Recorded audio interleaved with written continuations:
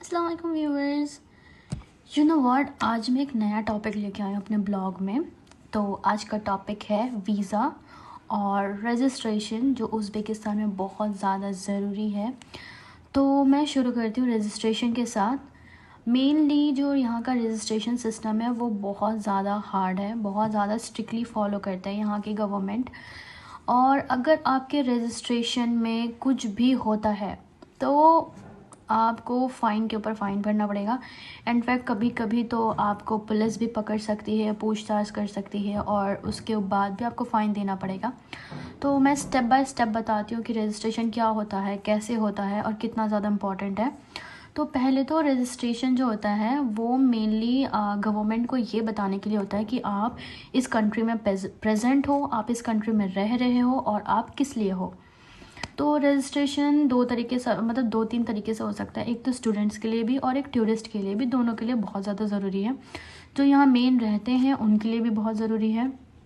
तो प्रोसेस ये होता है कि अगर मान लो आप यहाँ पे टूरिस्ट वीज़ा पे आ रहे हो तो आपका रजिस्ट्रेशन कैसे होगा। आप जिस भी होटल में स्टे करोगे तो you have to ask for registration, ठीक है।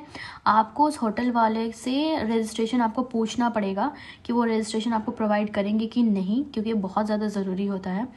आप जिस भी होटल में स्टे करने वाले हो वहाँ के मैनेजर को, वहाँ की जो भी हेल्पर है, जो भी वहाँ का स्टाफ है, आप उनको बोलो कि आपको रजिस्ट्रेशन स्लिप चाहिए। मेनली होटल वाले रजिस्ट्रेशन देते हैं क्योंकि उनको पता है कितना ज़्यादा ज़रूरी है। तो एक बार अगर आपको होटल वाला रजिस्ट्रेशन आपको दे देगा, एज अ टूरिस्ट मैं बता रही हूँ, अगर होटल वाला आपको रजिस्ट्रेशन दे देगा तो वो आप अपने पास रखना, बिल्कुल से भी गलती से भी उसको खोना मत। क्योंकि ऐसा होता है टूरिस्ट वीज़ा से, जब आप टूरिस्ट वीज़ा पे जब आप यहाँ आकर यहाँ से जब वापस आप जब यहाँ से वापस जाते हो तो आपको एयरपोर्ट पर पूछते हैं आपका रजिस्ट्रेशन स्लिप कहाँ है। There you have to show your registration slip. अगर आपके पास नहीं है तो you have to pay fine. और ऐसे तो आप यूजुअली यहाँ के होटल वाले बहुत ज़्यादा ख्याल रखते हैं इस बात की, फिर भी अपने सिक्योरिटी के लिए, अपने खुद को इंश्योर करने के लिए आप उनसे खुद से भी पूछ सकते हो कि वो रजिस्ट्रेशन देंगे कि नहीं। तो ये बात हो गई टूरिस्ट वालों के लिए। अब बात करते हैं स्टूडेंट पे कि स्टूडेंट को यहाँ पे रजिस्ट्रेशन कैसे चाहिए होता है। पहले तो दो तरीके स्टूडेंट्स, जो हॉस्टल में रहते हैं वो और जो अपार्टमेंट में रहते हैं वो। तो मैं दोनों का बताऊंगी।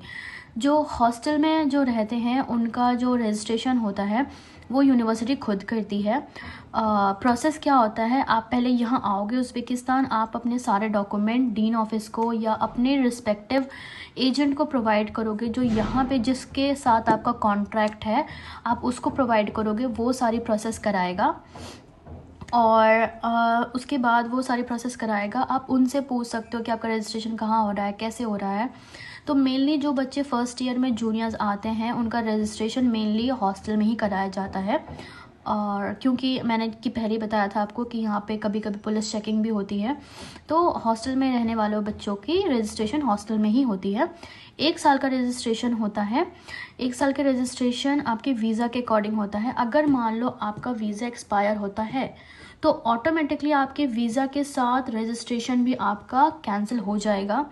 और हाँ, वीज़ा एक्सपायरी का एक और इफेक्ट आपके सिम पे भी पड़ता है। अगर मान लो आपके सिम में पेरिफेरल नंबर नहीं है, पेरिफेरल नंबर जो है वो एक अलग टॉपिक है, मैंने अभी तक बनाया नहीं है, मैं जब बनाऊंगी तो उस पर भी आपको वीडियो प्रोवाइड करूंगी। पेरिफेरल नंबर बहुत इंपॉर्टेंट नंबर होता है। अगर आपके पास पेरिफेरल नंबर है तो आपका वीज़ा एक्सपायर होने के बाद भी आपका सिम जो है वो कंटिन्यू। और अगर मान लो आपका वीज़ा कैंसिल हो जाता है, आपका वीज़ा एक्सपायर हो जाता है और आपके पास पेरिफेरल नंबर नहीं है, तो जिस भी डेट में आपका वीज़ा एक्सपायर होगा उसी डेट पे आपका सिम भी ब्लॉक हो जाएगा। और सिम रजिस्ट्रेशन का शायद मैंने पिछले वीडियो में बता रखा, आप एक बार वहाँ पर चेक कर लेना कि सिम रजिस्ट्रेशन का भी कैसा होता है। वो भी एक अलग ही टॉपिक है, तो उसको अगर मैंने नहीं बताया तो आप मुझे कमेंट कर देना कि आपको इसके बारे में नहीं पता, तो मैं उसके बारे में बता दूंगी। फिलहाल आते हैं रजिस्ट्रेशन टॉपिक पे। अब होता है जो हॉस्टल वाला रजिस्ट्रेशन, तो हो गया। अब मान लीजिए आप कोई सीनियर है, आप ट्रांसफ़र ले रहे हो या कहीं से आप यहाँ पे ट्रांसफ़र लेके एडमिशन ले रहे हो, तो वो जिनको अपार्टमेंट में रहना है वो क्या कर सकते हैं, फ़र्स्ट ऑफ़ ऑल अगर मान लो आप आ रहे हो यहाँ पे और अगर आपके पास रीसेंट रहने की कोई जगह नहीं है, कोई अपार्टमेंट नहीं है, तो आप होटल में स्टे करोगे तो होटल का रजिस्ट्रेशन भी आप दिखा सकते हो अपने यूनिवर्सिटी को कि आपके पास अभी फ़िलहाल के लिए कोई स्पेसिफिक अकोमोडेशन नहीं है, तो आप होटल में रह रहे हो तो आपने होटल में रजिस्ट्रेशन कराया, तो वो रजिस्ट्रेशन यूनिवर्सिटी में शो कर सकते हो, तो कोई प्रॉब्लम है नहीं। और रही बात अगर आपको हो जाता है आपका कोई स्पेसिफिक अपार्टमेंट या डोम या कुछ भी आपको प्रोवाइड हो जाता है, आप उसमें रहना आपका सेटल हो जाते हो, तो फिर आप जिस भी अपार्टमेंट में या जिस भी डोम में रहोगे वहाँ के ओनर को आपको रजिस्ट्रेशन के लिए कहना पड़ेगा। तो कुछ ओनर्स होते हैं जो रजिस्ट्रेशन प्रोवाइड नहीं करते हैं, तो you have to say them, you have to ask them कि आप उनसे पूछो कि हमारा रजिस्ट्रेशन आप करा रहे हो कि नहीं, हमारा जो अपार्टमेंट या डोम का जो भी कॉन्ट्रैक्ट है आप उसमें इंक्लूड कर रहे हो कि नहीं। यू हैव टू आस्क, क्योंकि पहले ही मैंने बताया कि रजिस्ट्रेशन कितना ज़्यादा इंपॉर्टेंट है।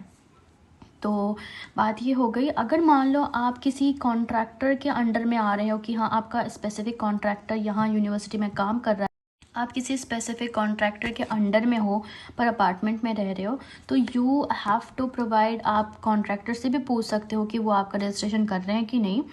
और अगर मान लो आपका कॉन्ट्रैक्टर नहीं है, आप डायरेक्ट एडमिशन हो, डायरेक्ट सारी प्रोसेस कर रहे हो, तो you have to ask your owner, apartment owner को आप पूछोगे कि आपका रजिस्ट्रेशन करेंगे कि नहीं।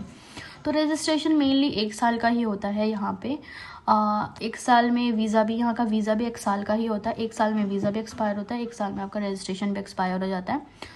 तो रजिस्ट्रेशन के भी अलग पे करने पड़ते हैं, वीज़ा का भी अलग पे करना पड़ता है। जो लोग यूक्रेन में रहे होंगे उनको पता होगा कि यूक्रेन का जो वीज़ा था वो 6 ईयर वीज़ा था पूरा टोटल, पर यहाँ का ऐसा रूल है कि you have to renew your visa and you have to renew your registration in per year, मतलब हर साल का एक बार करके करना होता है, आपको हर साल करना होता है। अगर आप जूनियर हो तो पहला साल आपका रिस्पेक्टिव एजेंट करके देगा और यूनिवर्सिटी करके देगी, पर अगर मान लो आपका 2nd ईयर 3rd ईयर शुरू हो रहा है या आप सीनियर्स हो, तो आपका रजिस्ट्रेशन आपको खुद से ही, आपका वीज़ा आपको खुद से ही या तो यूनिवर्सिटी को प्रोवाइड करो या तो खुद से जाके भी करा सकते हो। तो ये था मेन वीज़ा और मतलब रजिस्ट्रेशन का सारा चीज़ें। रजिस्ट्रेशन यहाँ पे बहुत ज़्यादा ज़रूरी है, मुझे लगा कि मुझे इस टॉपिक पे वीडियो बनानी चाहिए, क्योंकि रजिस्ट्रेशन वाला जो टॉपिक है बहुत ज़्यादा ब्रॉड है, बहुत ही ज़्यादा, आप जितना समझोगे उतना आपको कम लगेगा। जो यहाँ पे सीनियर्स है, जो यहाँ पे कुछ लोग हैं कॉन्ट्रैक्टर के अंडर में काम करते हैं पर वो स्टूडेंट भी है, उनको ये सारी चीज़ें पता होती हैं, वो अपने जूनियर्स को, अपने सीनियर्स को भी जिनको पता नहीं होता उनका हेल्प करते हैं। पर आप जो यहाँ आओगे उनको पहले से ये सारी चीज़ें पता होनी चाहिए, ताकि अगर आप फर्स्ट ईयर में हो तो आपके साथ कोई प्रॉब्लम ना हो, आपको ये सारी चीज़ें नॉलेज होनी चाहिए आपको। तो इसलिए मैंने इस वीडियो में आपको बताया। और रजिस्ट्रेशन को जो 1 साल का होता है, की फ़ीस भी डिफ़र होती है। जैसे आप फर्स्ट ईयर का जो रजिस्ट्रेशन और वीज़ा वाला एक्सटेंशन होता है वो सारा एजेंट देखता है, जिस भी रिस्पेक्टिव एजेंट के थ्रू आप आ रहे हो वो सारा वो देखते हैं, उनकी ड्यूटी है वो पूरी। और उसके दूसरे साल से आपको यूनिवर्सिटी बता देती है कि आपको वीज़ा का कितना लगेगा और रजिस्ट्रेशन का कितना लगेगा। इनफैक्ट यहाँ पे वीज़ा की भी एंट्रीज़ भी होती है अलग अलग, फर्स्ट एंड सिंगल एंट्री भी होती है और स्टूडेंट के लिए सिंगल एंट्री, और फिर 3 एंट्री भी होती है, और मैक्सिमम आप चाहो तो मल्टीपल एंट्री भी करा सकते हो। जैसे कि मैं 3rd ईयर में हूँ, मेरा 3rd ईयर का 2nd सेम शुरू होने वाला है, हो चुका है, ऑन प्रोसेस है।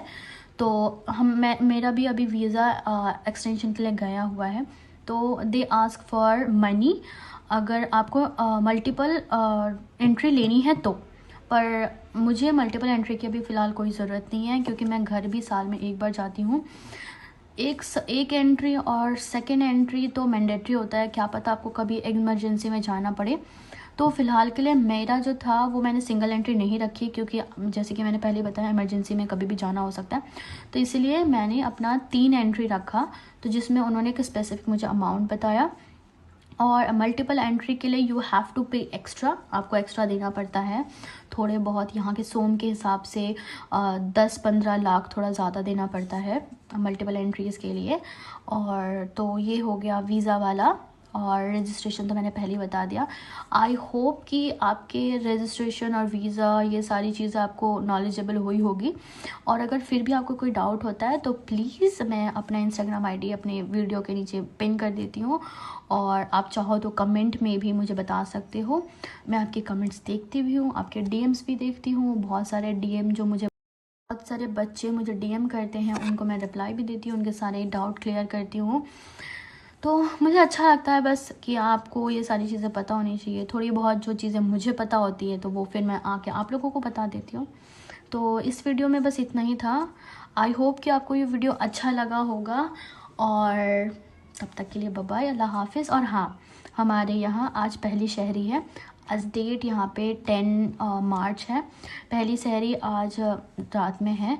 कल से हमारा रमज़ान शुरू हो रहा है, और मैं आप सबको मेरी तरफ से, मेरी सारी यूट्यूब फैमिली को रमज़ान मुबारक। और चांद रात भी आज ही है, तो आई होप आप लोग सारे रोज़े रखोगे और अच्छे अच्छे काम करोगे। सारे दुआ करना, मैं भी आप लोगों के लिए दुआ करूँगी, आप भी थोड़े बहुत मेरे लिए दुआ करना। और बस ये टॉपिक यहीं ख़त्म करते हैं, और अल्लाह हाफिज़, बाय बाय, टेक केयर।